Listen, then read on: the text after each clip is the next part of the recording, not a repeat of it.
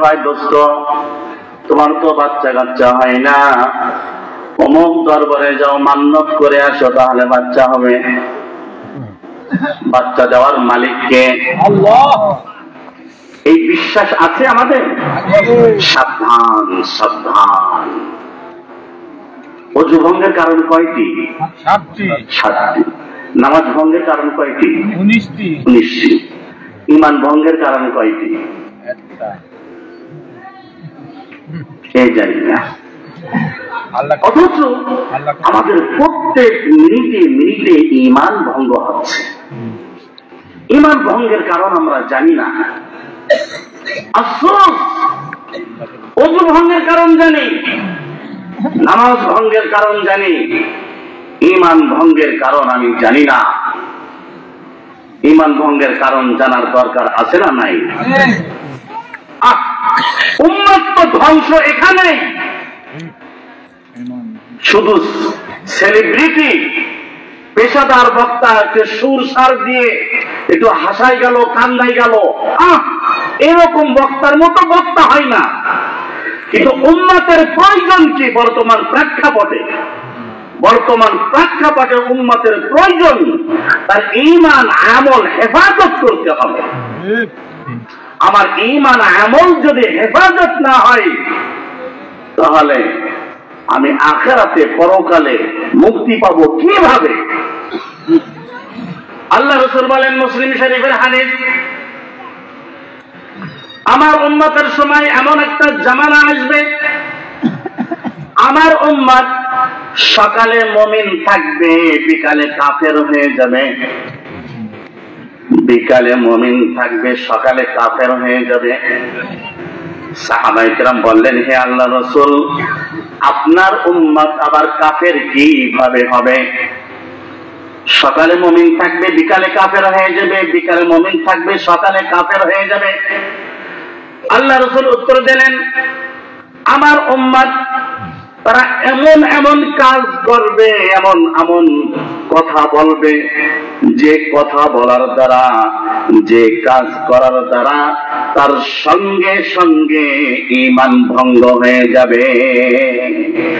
ঈমান ভঙ্গের কারণ 26টি। কয়টি?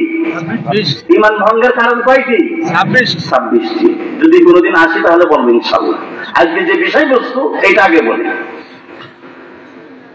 ঈমান বাঁচাতে হবে ভাই, দোস্ত, বুজুর্গ। কবরে যাওয়ার পরে প্রশ্ন করা হবে। কয়টা প্রশ্ন করা হবে বলেন দেখি? আমরা জানি 3টা প্রশ্ন করা হবে, কিন্তু ভাই, দোস্ত, বুজুর্গ, আবু দাউদ শরীফের হাদিস, 3টা প্রশ্ন করার পর 4র্থ নম্বর সম্পূরক প্রশ্ন করা হবে। আল্লাহ রাসূল বলেন, যখন বান্দাকে কবরে রেখে আসে তার আত্মীয় স্বজন, রেখে আসার পর 2জন ফেরেশতা আসে। 2জন ফেরেশতা এসে ফায়ুকঈদানিহি, তাকে উঠায়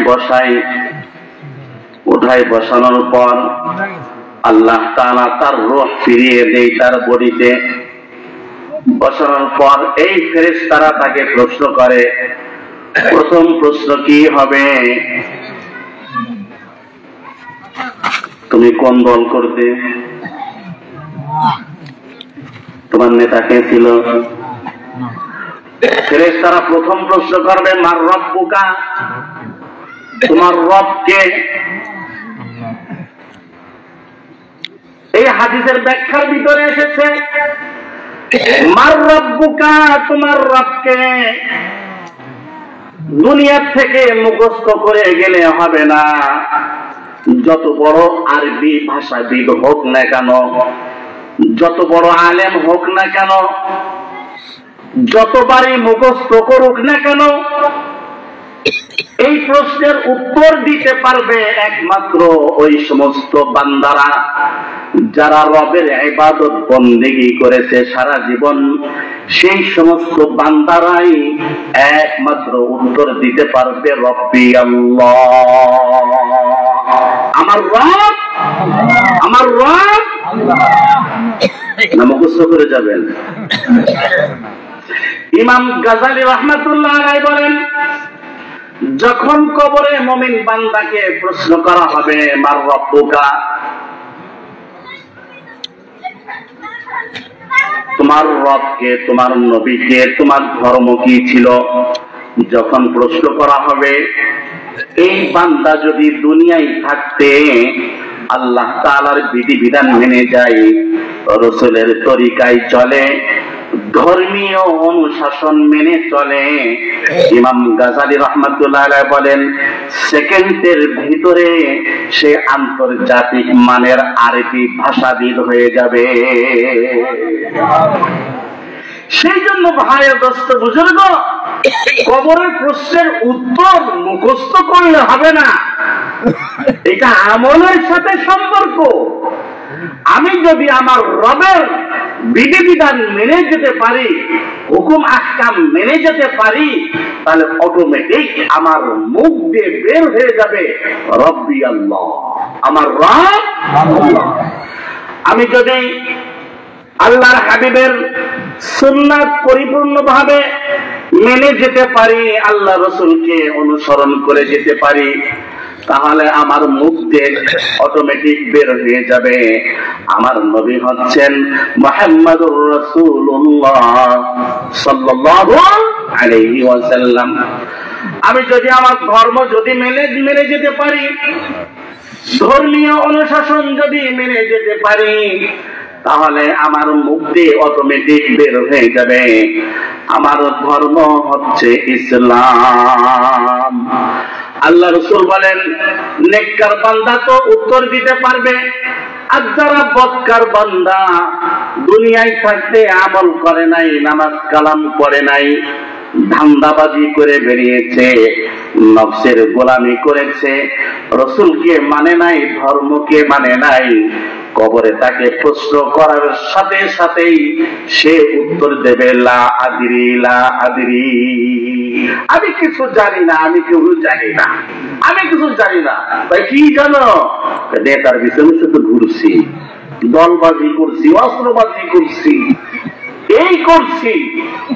সেই জন্য ভাই দোস্ত বুঝলো, আল্লাহ তাআলা যে আমাদেরকে সৃষ্টি করেছেন একটা উদ্দেশ্য আছে না নাই? আছে। মাহফিল কর্তৃপক্ষ যেখানে মাহফিল করতেছেন একটা উদ্দেশ্য আছে, সেই উদ্দেশ্যটা হচ্ছে এই মাহফিল উপলক্ষে মানুষ যেন হিদায়াত পায়, মানুষের কথা শুনে যেন হিদায়াত পায়, কোরআন সুন্নাহর কথা শুনে হিদায়াত পায়, এই মানুষগুলো যেন মসজিদ মুখী হয়, মাদ্রাসা মুখী হয়, আলেম ওলামাদেরকে মহব্বত করে, পরস্পর যেন একে অপরকে মহব্বত করতে পারে, মিলেমিশে থাকতে পারে, এই উদ্দেশ্যেই মাহফিল গুলি করা হয়। আল্লাহ তাআলা আমাদেরকে সৃষ্টি করেছেন, তার উদ্দেশ্য কি? সূরা জারিয়াতের ভিতরে আল্লাহ তাআলা বলেন, ওমা খালাকতুল জিন্না ওয়াল ইনসা ইল্লা লিয়াবুদুন। আল্লাহ তাআলা বলেন, আমি জিন ইনসানকে একমাত্র আমার ইবাদতের জন্য সৃষ্টি করেছি।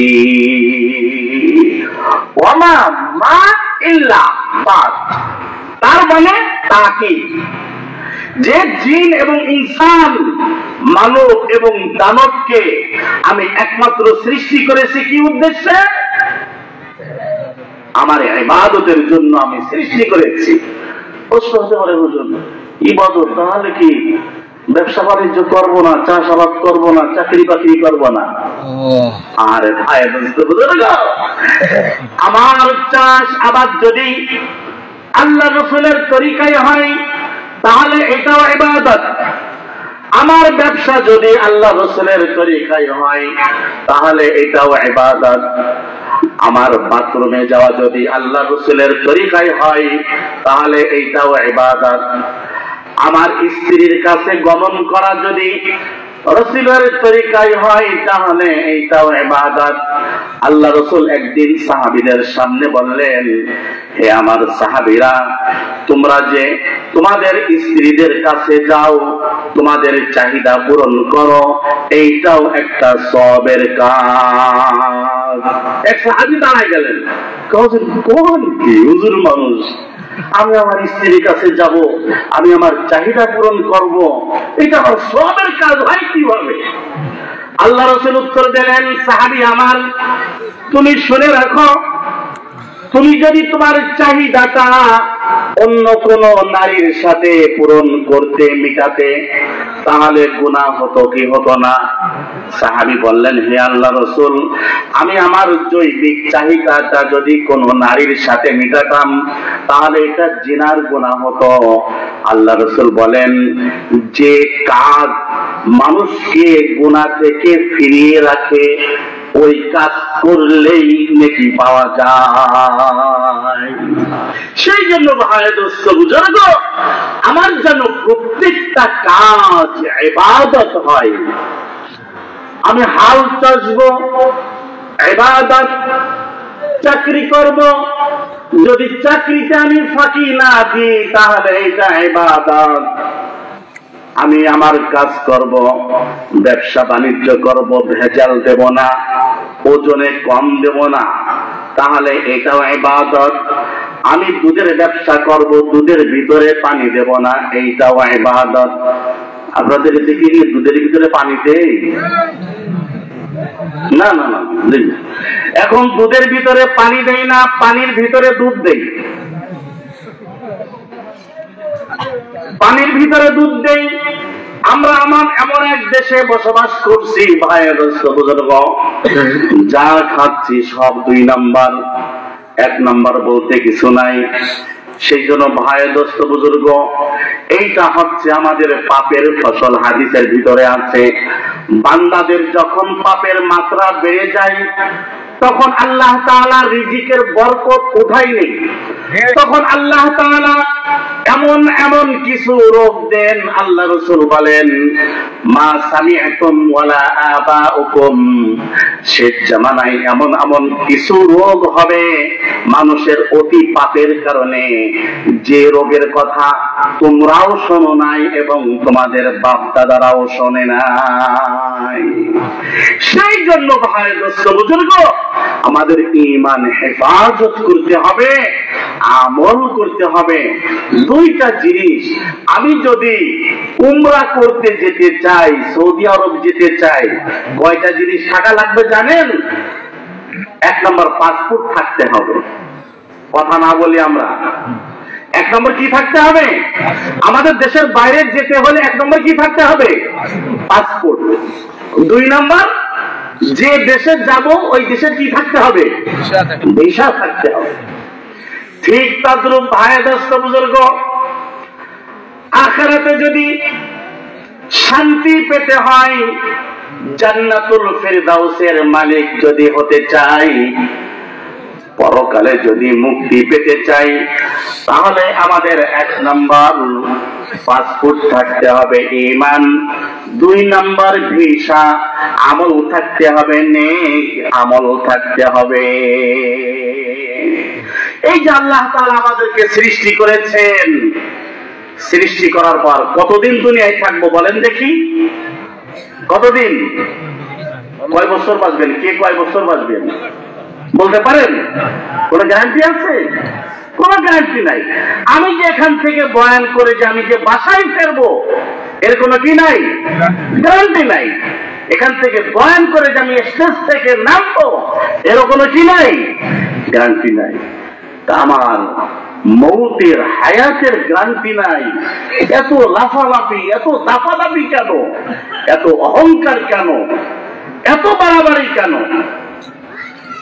সেই জন্য আল্লাহ রাসূল বলেন, তোমরা ইন্তেকালের পূর্বেই, মৌতের পূর্বেই তোমরা তোমাদের সামানা জোগাড় করে ফেলো। যদি পরকালে যদি তোমরা মুক্তি পেতে চাও, তাহলে সামানা জোগাড় করো। আল্লাহ রাসূল বলেন, মুসলিম শরীফের হাদিস, ইযা মাতাল ইনসানু ইনকাতা আনহু আমালুহু। মানুষ যখন মারা যায় তখন তার সমস্ত আমলের দরজা বন্ধ হয়ে যায়। ইল্লা মিন সালাসাতিন, তবে তিনটা আমলের দরজা খোলা থাকে। কয়টা আমলের দরজা? মানুষ মারা গেলে কয়টা আমলের দরজা খোলা থাকে? তিনটা আমল।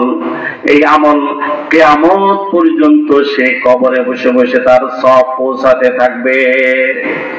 আল্লাহ রাসূল বলেন, ইযা মাতাল ইনসানু ইনকাতা আনহু আমালু। মানুষ যখন মারা যায় তার আমলের দরজা বন্ধ হয়ে যায়। ইল্লা মিন সালাসাতিন, তবে